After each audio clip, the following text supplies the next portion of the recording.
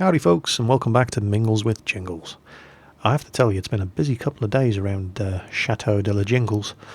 What's actually happening, I'm recording a whole bunch of videos early because I'm not going to be able to do much of anything Sunday and Monday. And Monday is when this video, Mingles with Jingles, normally gets uploaded.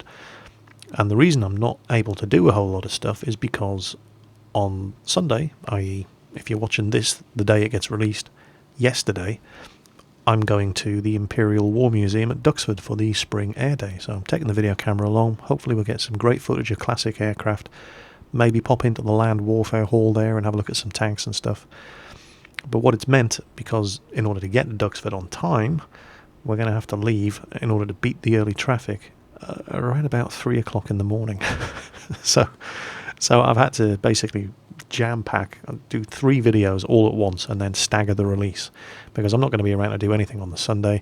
I'm probably going to be in bed most of the day on Monday. So I'm actually recording this on the Saturday along with a whole bunch of other videos just to make sure you guys get your daily dose of jingles every day. So there's the background, what's going on this weekend. Hopefully we'll get some great footage from Duxford to share with you for another museum visit video. Anyway, on with the questions. First question comes from Eric Salinas 98, and he wants to know, Jingles, will you be my grandpa? Well, I'll think about it, but a lot's going to depend on how good looking your grandmother is. Yeah, I'm probably going to hell for that one. Chiefy200 wants to know, what's the first computer game I ever played? Wow. Yeah, I'm really going to show my age here. You see, I was a kid when Space Invaders came out. yeah, that. Space Invaders, Asteroids, Defender, Galaxian. All those games in the arcades, they were, when I was growing up. But technically that's not really... Is that really a computer game? That's an arcade game, isn't it? We had an Atari VCS console when I was about 7 or 8 years old, and I can remember playing Pong on that, and it was totally basic. I mean, the thing was even made out of wood. I'm not joking. The Atari VCS console had it was basically wood and plastic.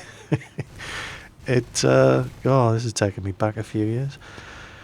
There was no joystick or gamepad or anything like that. You basically had this paddle controller, and literally all it was this big clunky box with a big thick wire coming out of it, and if you were lucky you had 2 of them, and it was just a dial that twisted left and right, and the games were so basic. It was literally black screen, white graphics, if you want to call them that, and Pong was literally just like playing a game of tennis. You twisting the dial moved this little white rectangle, which was your bat, if you like, up and down the screen, and this tiny little black square, white square, which was the ball, and you just literally, it was just like playing tennis. That's as complicated as games got. The first actual computer I ever owned was an Acorn Electron. Most of you have probably never heard of them. And the first game I can remember playing on that was Hungry Horace, which was just a Pac-Man rip-off. And then there was Horace Goes Skiing. They had a fantastic Defender clone on the Acorn Electron as well. Although technically that wasn't my PC. Well, it wasn't even a PC. The first computer I owned was an Amiga 500. I had a friend... When I joined the Navy, I'd been in the Navy for about a year. I came back from the first Gulf War in 1991 and went on leave, and I had a friend who, his name was Gary Dutton, and he had bought himself a Commodore Amiga 500, and he was showing me this game called Altered Beasts. Anybody over a certain age is going to be going, I remember that game. And it was the first time I'd ever seen parallax scrolling. And I thought, I've got to get me one of these. So I basically went out and bought myself a Commodore Amiga. Most of my best gaming memories come from the Commodore Amiga. Games like Wing Commander, The Secret of Monkey Island, the classic adventure games, Legends of Kyrandia, the very, very first Command and Conquer game. The games that Command and Conquer were based on, Dune 2, the original Dune, some amazing games. But I was a confirmed, I wasn't into PCs or anything like that. Until the reason I bought a PC was purely to play X-Wing, the Star Wars flight sim.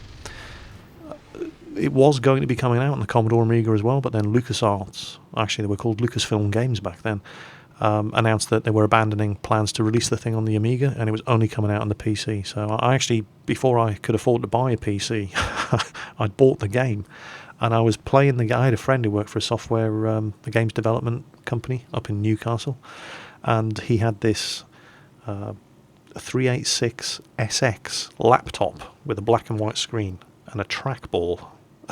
And I played the first 2 Tours of Duty on X-Wing on that little crappy laptop of his before I got my own PC, and I had to start the whole thing again. That's pretty much it. Bit of a blast from the past. Wow, good question. Oh, actually, you just reminded me of something. I just remembered, speaking of advanced technology from yesteryear, I used to have a rich uncle, my Uncle George, and I can remember being very, very impressed when we went to visit him one day. He lived in Carlisle, which is in Cumbria. I'm from Newcastle, so that's on the east coast of the north of England, and Carlisle is over near the west coast of north of England, so we didn't get to see them very often. But I remember one time we went round to see my Uncle George, and he had a remote control for his TV, and I'd never seen one before. If you wanted to change the channel on the TV, you literally had to get up. I mean, there were only 3 channels to choose from in Britain at the time: BBC One, BBC Two, and ITV. But everybody had to literally get up, walk over to the TV, and click a dial to switch channels. But Uncle George, he had a remote control. Wow. And the remote control was about the size of a brick, and it was actually wired in. It was on the end of a cable that plugged into the front of the television, and it was literally nothing more complicated than a rocker switch, and you just click this massive switch, and the channel would go up 1 channel every time. So there was none of this, channel 1, channel 2. It was literally just next channel, next channel, next channel, and that was like, wow, wave of the future, man. I remember the first person I ever saw with a mobile phone. And I say it was a mobile phone, but it wasn't very mobile. He had a phone in his car, and it was the size of a suitcase. Wow, how times have changed.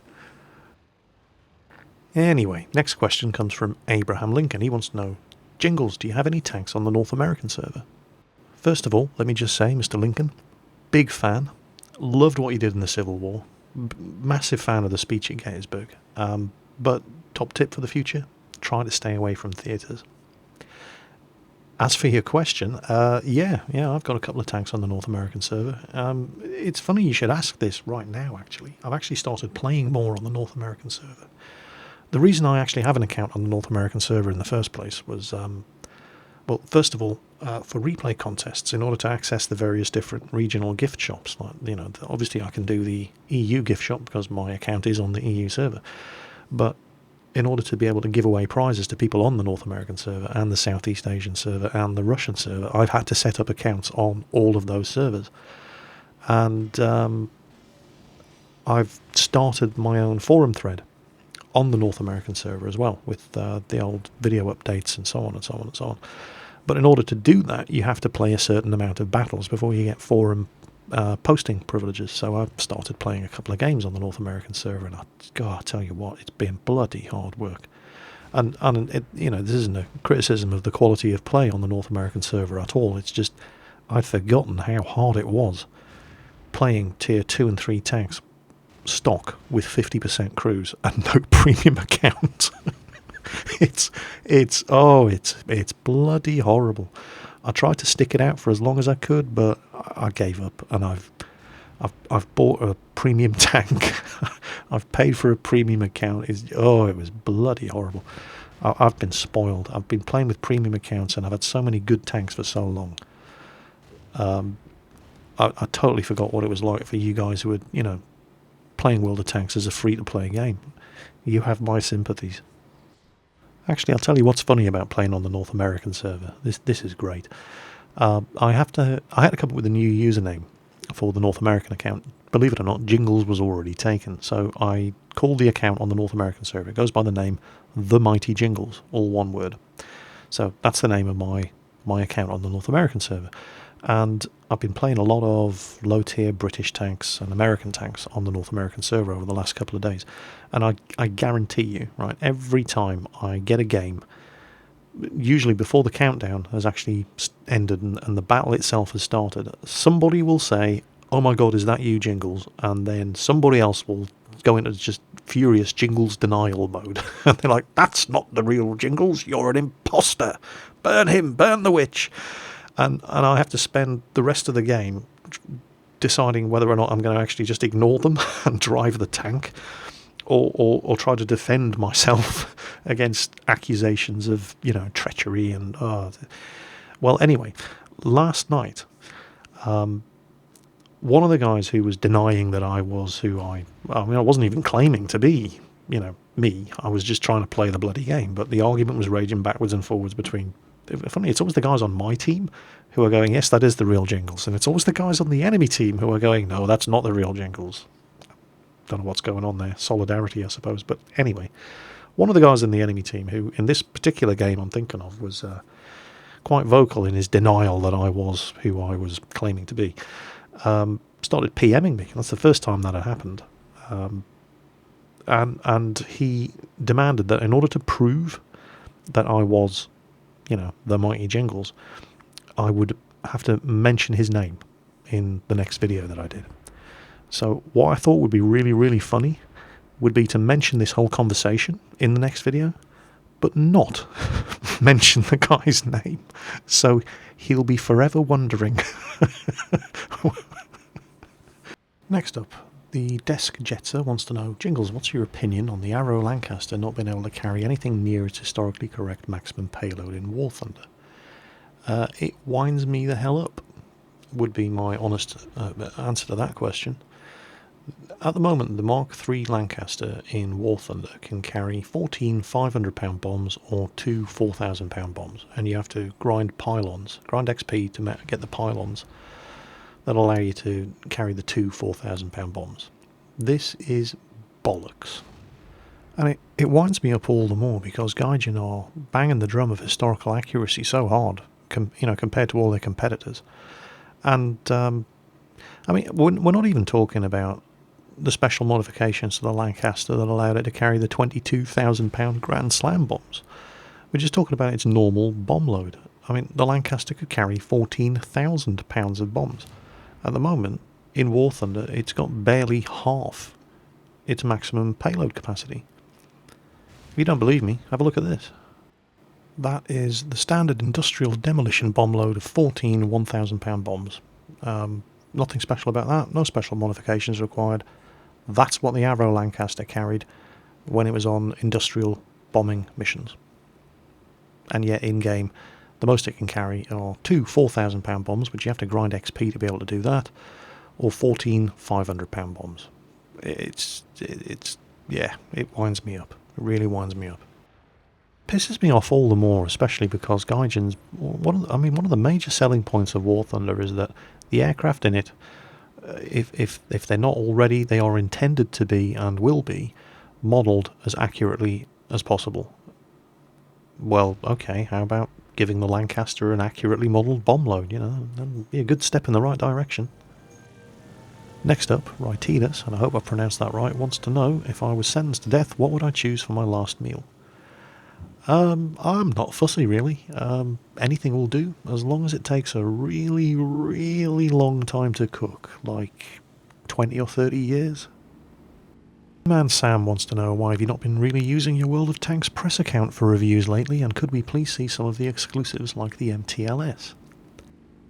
I don't actually have the press account anymore. It got taken off me for being a naughty Jingles. Well, actually, what actually happened, shortly after I started putting the test account videos up, Wargaming unofficially communicated to me that they weren't too happy with my having access to the account. And yeah, I can totally understand that.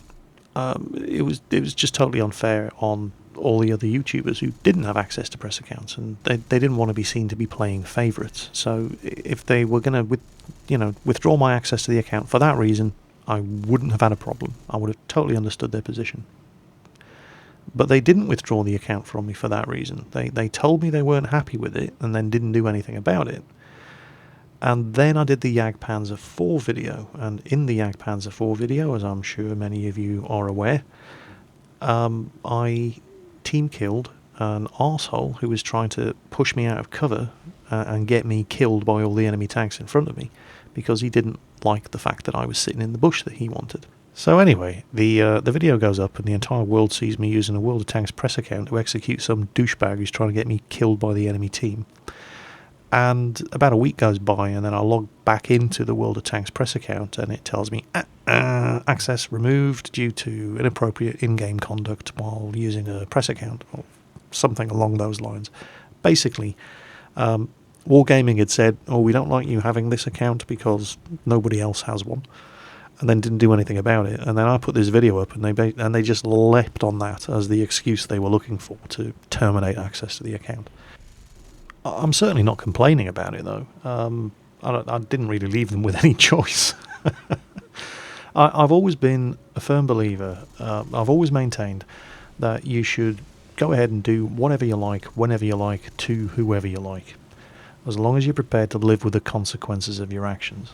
So, the consequences of my team killing somebody with a World of Tanks press account were that I lost the World of Tanks press account.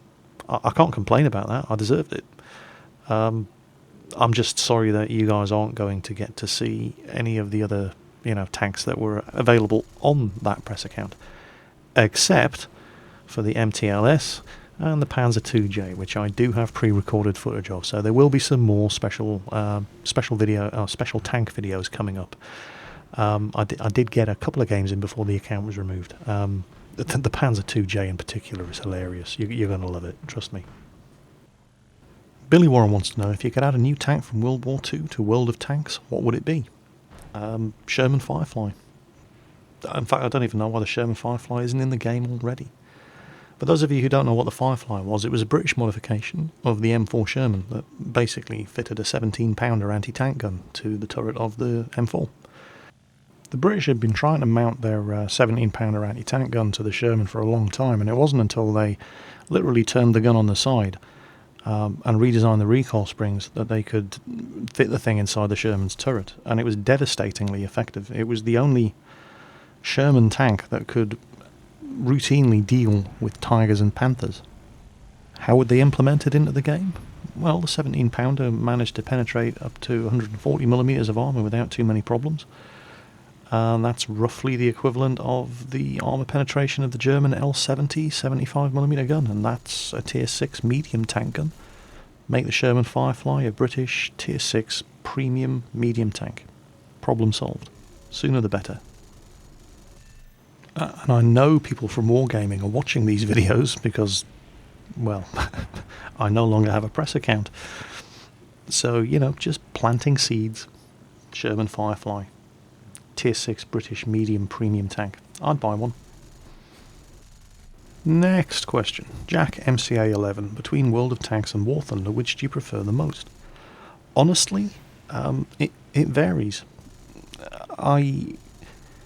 When I first started playing War Thunder, I absolutely loved it, and I would play 3 or 4 hours a day. I couldn't get enough of the game, and I hated World of Tanks at the time. I'd been in a losing streak with World of Tanks that, I'm not joking, was lasting 4 months. I just couldn't win a game. Every day I would have at least one game where I'd get Top Gun, do 5,000 damage, and the team would still lose. And those were the best defeats. The majority were just bloody awful, and I was not having any fun playing World of Tanks. On the other hand, playing War Thunder was like a breath of fresh air. I was having so much fun playing it. But then the situation sort of reversed itself. Quickie Baby, who I live stream with on Thursday nights, had heard that I was getting disenchanted with World of Tanks, and I've got Quickie Baby to thank, and you guys have got Quickie Baby to thank for getting me back into World of Tanks, because live streaming with him on Thursday nights and platooning up with him really sparked my interest in World of Tanks again. And at the same time that started happening, I mean, I was one of the early adopters for War Thunder, and one of the first people to be putting YouTube videos of War Thunder up. And obviously I already had the subscriber base from World of Tanks, and thousands and thousands of people started getting into War Thunder because of me. You know, no false modesty about it. There are a lot of people playing War Thunder now who would not be playing War Thunder if it wasn't for the videos that I did. And unfortunately, a lot of those people see me in War Thunder, and all they want to do is shoot me down. Yeah, I'm banging the drum about this again, but it's true. I have not had a good game of War Thunder in months. It's the complete opposite of the situation that it was when I first... Yeah, look at that. Right there. Look at that arsehole. Guy on my own team flies into me from behind while shooting at the guy that I'm shooting at. And it's because of crap like that, and because that I cannot play arcade battles anymore. And I love them. I think they're not particularly realistic, but they're a lot of fun. They're a lot of fun as long as you don't have 4 aircraft on your tail the second somebody goes, oh my god, it's Jingles. Now, I do still enjoy playing War Thunder historical battles, but, well, historical battles are just not that exciting to watch. I'll spend 8 minutes flying to the target, then I'll drop some bombs, I'll maybe kill a few ground targets, and then if I don't get shot down instantly, I'll spend another 8 minutes flying back to the airbase, landing, waiting. It's like watching paint dry. Or I'll jump into a fighter, and if I'm not getting mauled by packs of Focke-Wulf D13 Doras, there's not a lot going on. I'm not that good at War Thunder. I'm pretty good in arcade, but I never get a chance to play arcade without getting swarmed by, well-intentioned subscribers. But I'm not that good in historical battles to be able to get War Thunder footage that's worth watching or worth showing to you. So it's kind of the exact opposite of the situation that I was experiencing in World of Tanks a couple of months back, where I just couldn't stand playing World of Tanks anymore. I was sick of the failed teams. And I was really, really enthusiastic about War Thunder. I'm still really enthusiastic about War Thunder. I think it's a fantastic game, but I just cannot get any footage from War Thunder that's worth showing you. So, I mean, hopefully the situation will change. I can only get better at historical battles, and hopefully, that will indeed be what happens, and I'll be able to start showing you some great dogfights in historical battles and so on and so on. But for the instant, the stuff that I used to do where I'd jump into an arcade game and I'd rack up 14 kills and it'd be fantastic and exciting and, really interesting to watch, that just doesn't happen anymore, because now I jump into an arcade battle, somebody goes, oh my god, it's Jingles, and then that's it. I can't play anymore because I've got 6 aircraft, at least, just hunting me down. Sorry, but that's the way it is. This is a good one. Matchbreakers wants to know, have you ever had a near-death experience? Yeah, I've had a couple, actually. I can remember when I was on HMS Coventry, Plymouth-based. It was back when I was a radio operator, and I was on duty the weekend before Plymouth Navy Days. And I don't know if you've ever seen when a ship has got it's got lines strung between the masts and the forecastle at the front and the quarterdeck at the back, and there are also flags hung off these lines. It's like a laundry line just full of flags. That's called dressing ship. And some poor sucker has to climb up the masts and ready the blocks and tackle to receive the lines, ready to haul the dressing lines up. And of course, as the most junior of the duty radio operators that weekend, I was the muggins who had to climb up the inside of the mainmast and then climb out to the edge of the yard arm at the top of the mainmast and ready the block and tackle for receiving the dressing lines. So anyway, I'm about 100 feet up and out on the end of this yard arm, wearing a safety harness, obviously, because I'm not completely stupid, and I'm clipped onto the yard arm. And about 100 feet down below me, standing on the port waist, there's Paddy, my leading radio operator. He's got the easy job. All he had to do was hold on to the end of the line. Right, that was his one and only job. So he's got a cigarette in one hand, and I don't know what the hell he was doing, but he let go of the line. And there's 100 feet of rope here with I don't know how much it weighed, 3 or 4 kilos, block on the end of it, and it just went whizzing straight up as the weight. Because what you have to realise is we'd already attached the dressing line from the quarterdeck to the mainmast, and then we'd attached the line we were in the process of attaching the line from the mainmast to the foremast, and I'm up the foremast. And when Paddy let go of his rope, all the weight of the rope from the foremast where I was all the way back up to the block on the mainmast, about 200 feet behind me, and then all the way down to, there was a lot of weight of rope on the other end of this. So Paddy let go, and it came whizzing up with a 3 or 4 kilo block on the end of it. I heard this whizzing noise, thought, what the hell's going on? And just bang. That was the last thing I knew about it. The block had come whizzing up on the rope, and it had smacked into the bottom of the yard arm, and then bounced off. But it was on a rope, so it basically whipped around the top and smacked me over the top of the head. And the next thing I knew, a couple of seconds later, I don't know, a couple of seconds, a minute, I don't know how long I was out for, I was swinging in the breeze 100 feet above the deck with just this safety harness holding me onto the yard arm. So, yeah, that was an interesting moment. So I spent the weekend in sickbay with a concussion, but on the bright side, it got me out doing the duty weekend, which was nice. There was another one when I was working at Royal Naval Air Station Yeovilton in Somerset. I was actually working a security detail job. I was there for about 6 months, basically doing gate sentry and security patrol and all that sort of thing. And we worked with the Ministry of Defence Guard Service. They were the guys that actually, checked the ID cards and the passes and all that sort of thing. We were there purely as security for them. So there were 3 main gates that we guarded.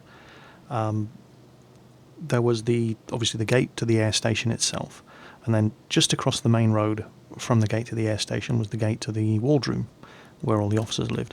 And then if you would carry on going down the main road and then turn off this long old driveway, and a couple of 100 metres up off the main road was Flag Officer Naval Aviation's headquarters, or FONA. So one day I'm on the FONA gate, and remember, to get to the FONA gate you have to first drive down the main road and then turn off onto this long sort of avenue, sort of driveway that actually led to the gate from FONA. It was set way back from the main road, and it was a good 250 metres drive to get from the main road to the actual gate that we were working on. And it was just me there with my rifle and this Ministry of Defence Guard Service guy, and, standing there on the gate for hours, and we're chatting away.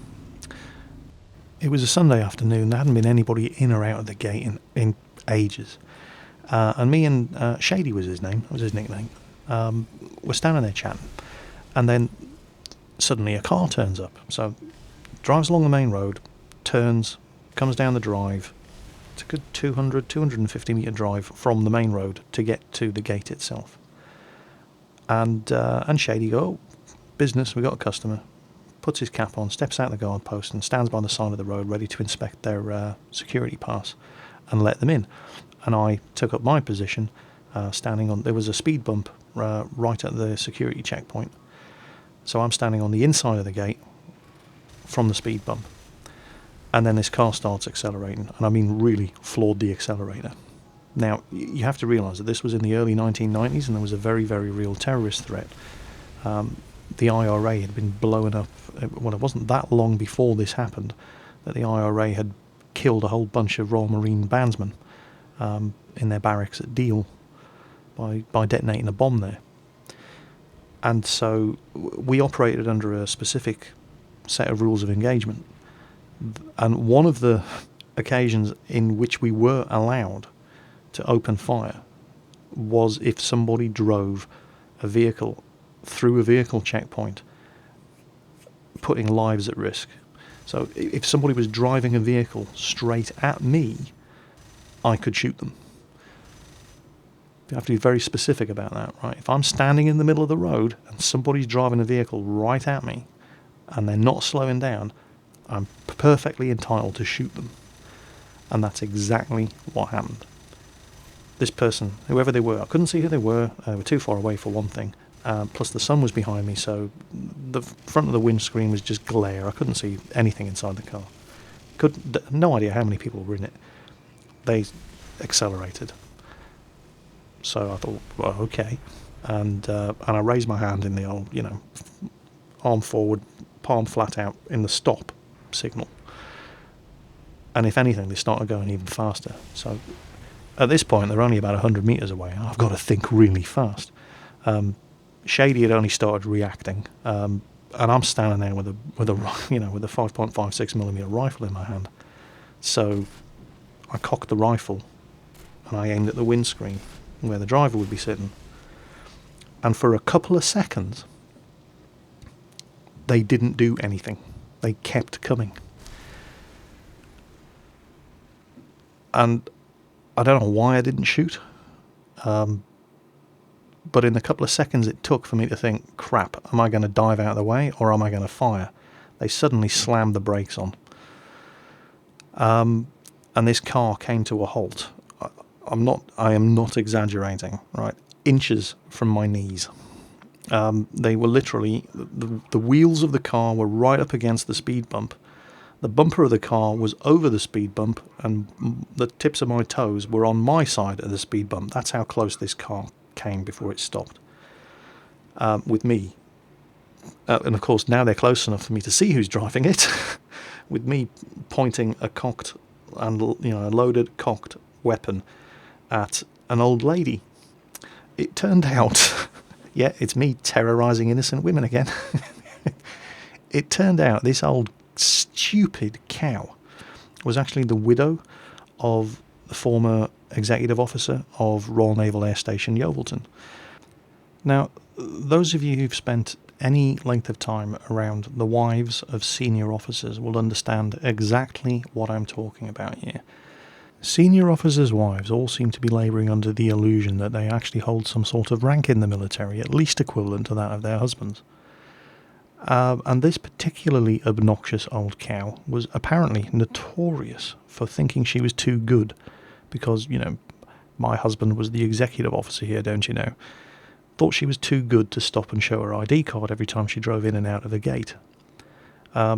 This was the most obnoxious she'd ever been about it by trying to drive down the security staff, but it turns out I was the first of Yeovilton's security staff to not take any shit from her and threaten to shoot her. And I can even picture it right now, the look of sheer terror on this poor old woman's face. I mean, she asked for it. I could have shot her. The stupid tart. I mean, what was she thinking of? There's an armed guard on the gate of a military base during a period of heightened terrorist threat, and she drives a vehicle straight at him, even accelerates at me. What did she think was going to happen? Well, clearly she wasn't thinking. I'll tell you what, though. None of the security staff ever had a problem with her again after that. Can't imagine why. Right then, last question of the day, and this one comes from Captain Kirk's Nipples. Who do you believe to be the Chuck Norris of England, or do you believe that there can only be one Chuck Norris? That is a fantastic question. Now, Chuck Norris is pretty badass. I mean, he's got the same birthday as me, so he must be awesome. But let me tell you a few things about Sir Christopher Lee. He was Dracula. He was a Bond villain. He helped Ian Fleming write James Bond. He volunteered to fight for Finland in the Winter War with Russia. He was Sherlock Holmes and he was Mycroft Holmes. He was Death. He was Lucifer. He was Count Dooku. He was Saruman. He was Lord Summerisle. He recorded a heavy metal concept album about Charlemagne. He hunted Nazis for a living during World War II. He was part of a secret agent unit called the Ministry of Ungentlemanly Warfare. When he was told by Peter Jackson to imagine how a man being stabbed in the back sounds, he quite calmly turned round and told him, "I don't have to imagine it, old boy." He's fluent in English, Italian, French, German and Spanish. He's moderately proficient in Swedish, Russian and Greek, and he's merely conversational in Mandarin Chinese. He's 90 years old. When Sir Christopher Lee dies, we might consider allowing Chuck Norris to play him in the biopic of his life. You know, if he asks nicely. And that, boys and girls, is how easy it is to start a flame war in the comments of this video. Looking forward to it. And that's about all the time I have for Mingles with Jingles this week. As always, you know, keep those questions coming in the comments, and there's no way I'm ever going to get to answer all of them, but the ones that amuse me the most, or the ones that I think I can provide the most amusing answer for, will be the ones posed in the next Mingles with Jingles video next Monday. So I need to go and get some sleep because I'm up at 3 o'clock in the morning to drive to the Imperial War Museum at Duxford and get some fantastic classic aircraft footage for the next museum visit video. So we've got that to look forward to. I'm sure it's going to be a lot of fun. Until the next time, folks, watch your six. Take care on that battlefield. Oh, go on then. I'll let you watch the end of this battle.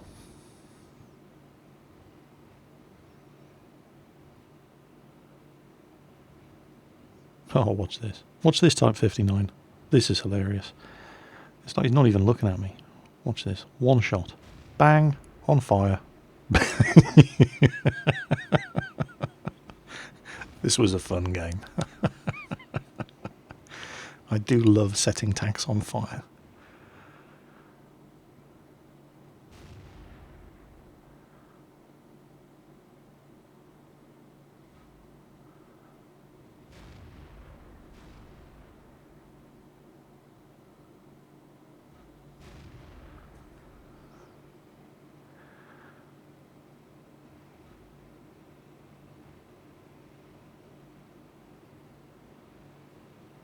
Right, that's it.